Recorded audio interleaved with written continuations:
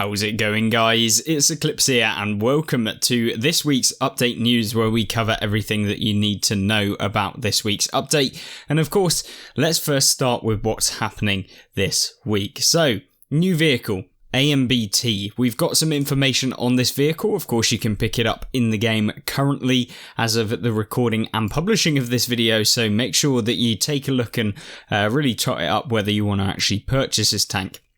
So, this tank, a auto reloader. It is a tank that is the first American auto reloader, and this one has, of course, your standard silver. You can't really earn any more, but the key thing about this tank is that, of course, you do have increased DPM the longer that you hold your rounds. So if you make sure that you're reloading and only using it in a single shot mechanic where you can reload, it will take you 16 seconds to reload. If you decide to fire both of them, it will take you 19 seconds, and then the third one will take you 21 seconds to reload that shell. It's much like the Italian auto reloaders. The good thing about this tank as well is what we mentioned in the previous video on this tank itself, was that the armor model of the turret is also pretty decent. You can get hold down with this thing using the gun depression and the bouncy turret armor that this thing gets to be able to really perform quite well, and it will be a bit of a hold down monster when you do get it into those sort of positions. Obviously, you can pick up the tank right now for 8,950 gold if you wanted it the prime version, and of course if you want the base version it's only 7,150 gold, and then the fully loaded 8,550. This is actually not a bad price whatsoever, considering this is the release of this tank.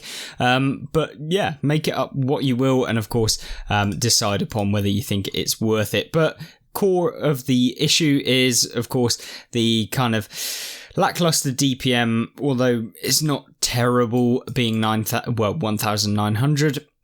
We've also got decent ammo capacity. You've got various different other things as well. Aim time is not particularly great. Accuracy is not particularly great. Yeah, it's down to you whether you think that you'll like this. Of course, the Progetto M46 is kind of the most competitor, or the competitor to this tank, I would assume, when you top them up comparatively, which is the Italian auto reloading premium medium tank at tier 8. So yeah, make it up and decide yourself, but I think it's a solid pick. It's not going to be super overpowered, I don't think, but yeah, a solid contender for this week. Now then, that's not it. We also get the Tanks Reforged event. And what does the Tanks Reforged event consist of? Well, it's a variety of different buffs to, of course, the T62a on track. And of course, with this, you will get the bonuses that come with every single on track event. We've recently just had the French on-track event that I've actually done a video on as well, where we covered the best French tanks, a full tech tree review of the French tanks in World of Tanks console, so you can check that out. But yeah, that's part of a series that we're doing, and we'll review all of them. But nonetheless, back to the video, kind of a tangent there, but T62a Medium. What is this tank? Well, it is the Soviet medium tank with a little bit of armor. Nothing too special though. You're not really going to bounce much, or at least that's what Wargaming were intending. But with this update, they've realised that the T62a is not particularly great, or at least it's not performing as well as they were hoping, and so they've given it a few buffs. These buffs primarily to all of the tanks in the T62a line are effectively increases to the top forward speed, so you're looking at mobility increases. So actually the T62a now can go 58 kilometers an hour. That's roughly like a 12 or 15% increase in the speed at which this tank can go, which is actually quite good, to be honest with you, considering it could only go 50 before. You have a reverse speed increase of like 10% as well. You've got engine horsepower, which is really nice because that improves the power to weight, and that means you can get up to the top speed nicer, or more nicely, and that means that, yeah, you're going to be able to maintain your speed. They've also increased the gun depression from 5 degrees to 6 degrees, which is massive as well, especially on these kind of tanks where they're very low profile to the ground. Getting an extra degree of gun depression seems minor, but it can make a hell of a difference, and I really enjoy playing some of these Soviet medium tanks at tier 10. Of course, T62a, the 140, the Object 430U, all of them very, very good tanks in their own right. The T54, however, down at tier 9 is also getting some buffs, and these are primarily to the kind of lower tier guns on the vehicle and also just buffing and changing a couple of things. Effectively, you'll get 100mm LB1. They are effectively increasing the penetration values of your standard rounds and also giving it a longer reload, which seems daft in my personal opinion. Not quite sure why they're doing that, but I'm assuming that this is basically to make you fire less premium, but this is the one that's able to do 300 alpha. And then you get to turret 2, same story, you're getting increased penetration but decreased DPM because wargaming things, deciding that T54 is apparently too broken. The 100mm on the top gun by the looks of it, or at least one of them, with the 330 heat pen is also getting reload increases. So apparently the T54 is a little bit too strong in the game. I never really noticed it all too much, but there you go. The Soviet tier 8, the T44, this is the one that's getting like a whole list of buffs, and it's essentially because this tank was very underperformant. It was actually the worst performance of the Soviet line. So the entire tech tree, this was the worst tank. And that is because it's primarily not really great at anything. It's mediocre at most things, which makes the tank pretty bad at everything. So chassis, obviously you're getting decreased dispersion, which means you're more accurate. So dispersion, the lower the value, the better. You can see that it's going down here. Turret, so they're basically removing the stock gun of this thing so you have a better gun to begin with. Now with that, you're also getting a new gun, the 85mm. It gets 160 pen. You've also got 180 damage, which is nice, and so yeah, it's just improving the performance of that tank just slightly so that you don't have too many problems when actually playing this tank as much. Even though I really enjoyed the T44, but that was a long time ago and probably when there weren't as many overpowered premiums that wargaming have. Of course, as you move forward, then you get to the 100mm. This is getting aim time decreases, so it's more accurate. The accuracy's also gone down from 0.42 to 0.37, which is massive. Reload has also gone down, so you're getting DPM, accuracy, and aim time buff, so the trifecta. So it's going to be a hell of a lot nicer to actually play from a kind of a weaponized standpoint. You're also getting the 100mm LB1, so this is the same as the T54, I believe. You're getting the same kind of results, except this one is getting a reduced reload, and that means that you also get decreased dispersion during turret rotation, so when you're moving your turret, the bloom won't be as much, and then you've got penetration increases as well. The 122 also featured on the vehicle is getting the aim time, the accuracy, the reload, and the ammo buffs, and actually the 122, you get a 7-second shave off of the reload of this actual gun, which is huge. That's literally like a 35% decrease in the amount of time it's going to take you to reload the 122mm. But yeah, make up whether you actually want to use that gun, because it might be more consistent using the 100mm. Then as you go down tier 7, you're getting similar sort of story. We won't go through it all, effectively adding a few new guns, accuracy, etc. on the T43. Then you get the T34a T5, which is getting better aim time, reduced reload on the 122, and basically better aim time on the 85mm. T34, similar sort of story, better aim time, better accuracy, better reload, and then T28, better aim time, better reload, better accuracy, same sort of story. Then there's also been a gun change for the S54, and the S54 gun with a new version to change the damage values of the premium ammo, so that you basically have some better statistics to be able to pen a lot of the other tanks that you'll be facing, and this applies to the following tanks that you can see on here: the MT25, the A44, the A43, the KV13, the T34-85 and the T34, so you can basically see that gun being removed. Details damage wise pretty much the exact same, so they're not changing that whatsoever. Premium vehicles, the Motherland and the T54 first prototype, they were good back in the day. Not really that great anymore, but they're bringing the kind of gun in line with what the T44 gun will be after the buff, and so they're basically following this through on the T54 first prototype, which is the Motherland. And you get that on all of them. The armour is also getting increased, which is really nice, and maybe the Motherland will actually bring a bit of a resurgent. Maybe Wargaming will bring it out as part of an earn challenge like they did a long time ago. Then we've also got the STG, same sort of buff, reload, basically, that's it. The T44-100, also getting all of the buffs that we've talked about, plus some gun mantler and turret armor buffs, and the Lozers Sherman will also be getting a dispersion during turret rotation, kind of decrease, which means it's more accurate, and health getting increased as well. And the Fighting Girlfriend will also be getting buffs to its aim time, reload, accuracy, shot dispersion, and dispersion during turret rotation, which is nice. And of course, as with all of the on-track events, all of the vehicles leading up to the T62a from tier 3, I believe, all the way through, will be getting a 50% discount between tiers 4 and tiers 6, and a 30% discount between tiers 7 and tiers 10, and of course a 25% XP bonus as well. Now then, moving on with this week's news, we've also got the challenges and events tab, which come with the tier 10 week, and this is going to be something that will be an entire video focused on how you can take advantage of this massively to earn ridiculous amounts of silver when you're playing. And of course, as along with this, you're also getting 30% on all premium tier 10 tanks, excluding the Valor T95 FE4201 Chieftain, and so you will be able to pick up the SU152 Taran and the WZ111 Quillin, or any other tier 10 premium basically. Second, take any tier 10 into battle and achieve one of the 3 following goals to get the 100% silver, and effectively it's double silver, and that means you can earn a crazy amount. Combine that with the premium bonus as well that comes in as a separate event, you can get like 150% silver, plus there's also on-track events as well, so that you can all combine together. Now then, if you actually want to get the double silver, it's very, very easy. All you have to do is either one of the 3 following.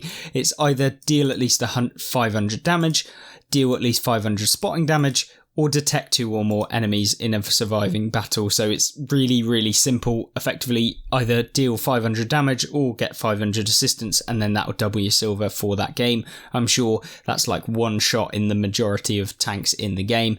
And yeah, maybe 2 shots at a push with most of the mediums and light tanks. Then you've got Light Tank Mastery Week. This comes in the form of week 2, so you've got some extra challenges. You can earn 1 million silver, a day of premium, and the emblem. And so all you have to do is play light tanks and get 15,000 assistance damage with by spotting, basically, not tracking. July challenge, the Paladin Carnarvon Action X, week 3, so you will be able to actually get the Paladin for free. We've got a video coming out on the Paladin probably tomorrow, so you'll be able to actually take a look at the Paladin, unless we actually release a video on the brand new AMBT. Not sure how it will go, but stay tuned to actually check out both of those coming very, very soon this week. Of course, the Paladin is the tier 8 British heavy tank, and you actually have super high DPM for a heavy tank. You basically have to get this for this week, you have to win 5 battles, deal and assist in 1,000 damage 15 times, deal 50,000 or more damage in any number of battles, and effectively as many weeks as you complete, it will reduce the amount of gold that you have to pay for this tank, and after you complete in 3 out of the 4 weeks available, you'll get the tank for free, which is really, really nice of Wargaming to introduce. But of course, it's a premium tank that was available for free last year, so a bit of a reuse of free content. Of course, then you've got the July Tank of the Month for the T62e Patriot. Not entirely sure whether you want to spend your money on this, but it's not particularly that expensive at $9.99, that is, so like £8 for those of you in the UK. So not a bad price, but yeah, make up your mind as whether you want to actually spend that.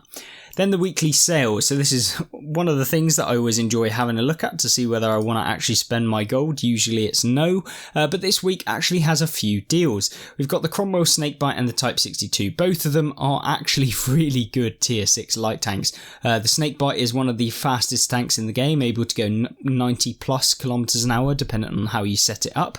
And then of course you've got Type 62, which is the Chinese tier 7 light tank, and I will be purchasing this for the 5,400 gold, although I will be refunded for the Snakebite already owning that.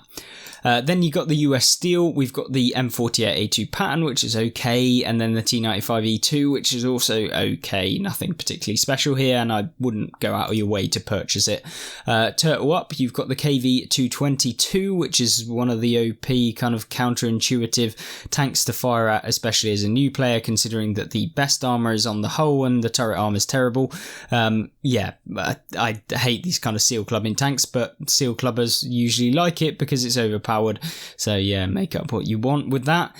Soviet tier 5, the Churchill 3, that is disgusting. I would not play any of those, so that's just my opinion. Then the big guns come out, and this includes the Dreadnought KV2 and the Charlemagne. The Dreadnought KV2, it's a KV2 that can go like 40 kilometers an hour, has a better gun, has 252 heat pen, and is basically an OP tier 7. And then you've got the Charlemagne with the increased alpha damage and the Hesh round capability to just maul holes into people. So 8,500 gold is not bad for both of those. And then the weekly deal is the M46 Pattern Korea, and this will cost you 4,500 gold. It's a solid tank. It's nothing too special, but it's not bad whatsoever, and it's an enjoyable one to play. So make that kind of decide upon yourselves. I'm not going to tell you to go out and buy them, but I'm just showcasing what the better tanks are and the better bundles that are released every week. Of course, if you want to just buy these tanks individually, you can get them at a 15% discount. So yeah, I don't know whether anyone really cares about a 15% discount. It's not really much of a motivator to go out and buy them, but yeah, hey ho. Super savings also come in the form of a couple of personal offers. These personal offers are effectively premium account time for 3 days. You've got the STRV M4257, which is the auto-loading tier 6 Swedish medium tank, which is actually amazing, and will be like super cheap. It'll only be like 2,000 gold or something, so it's always one that I recommend to people if you want to get into autoloaders and just learning it, especially since it's lower tier and you won't have to come up against as many sweats potentially unless you come up against seal clubbers, because you know it's just basically tier 5 and tier 6 matchmaking. Then you've got the tier 8, which is the 112. This is the Chinese heavy tank. It's okay, and it will cost you 6,000 gold. Don't know whether it would be worth it. I'd rather have some of the bundles that are up here than this tank. It's not particularly that good within the game. Of course, available contracts, you've got the Sharpshooter, Hardcase, Jammer and Tusk. The Hardcase is probably the one I'd focus on. It's the final week for the Sharpshooter, so make sure to complete that before you can, before it ends. And then you've got the multi-turret master challenge, which is effectively where you can basically get some extra key cards, boosters, blah blah blah. You can see it in the challenges tab in game. And then the boot camp, as with we've talked about in the previous update news, you can earn the Hellcat 105, and I think this may be the last, or well, there's a couple weeks left actually, so you've got 3 weeks to complete this. It's really easy, and the Hellcat 105 is blatantly one of the most overpowered tier 6 vehicles in the game, so yeah, disgusting. Premium bonus, this is the thing that I will be focusing on doing an entire video on, and how you can abuse this to your own ends. And this is effectively an on-track premium event, or an on-track event where you get 50% XP, but you also get 50% more silver. So it's like a ultimate version of the on-track event that we had previously, like the T62a. It's like a super version of it, except you don't get the pure silver reduction in the cost of the vehicles. This comes in the form of the German, UK and Italian kind of heavy tanks, and the German tank destroyer, the Grilla 15, the Chieftain Mark 6 and the Rinoceronte. All of the vehicles leading up to it will get 50% more XP and silver, which is amazing. And then the tank trading event, the worst event in history, is also available at the moment as well, where you can basically trade in your old premiums for new ones at a discount, but you lose your premium, and also you only get like basically the discount value of the half of the tank trade-in value. This is a little bit confusing, but effectively it's a terrible deal if you actually want the premium tank that you're going for. And yeah, it's not particularly something I would ever do. A long haul, of course, you can complete as usual. Community streams, we've got Tanking with T Kane on the 19th of July. So right now, as of the recording this video, you will be able to actually check this out, but yeah, by the time you watch this, you won't be able to. Weekly Assault is also on Friday, so you'll be able to have a look at this, where they basically go into depth with Tank Saws and Pain God, and they just talk about what's coming up in the next few updates. But yeah, stay tuned. I will keep you update on this channel, so you don't have to go through any of the streams or blah blah blah.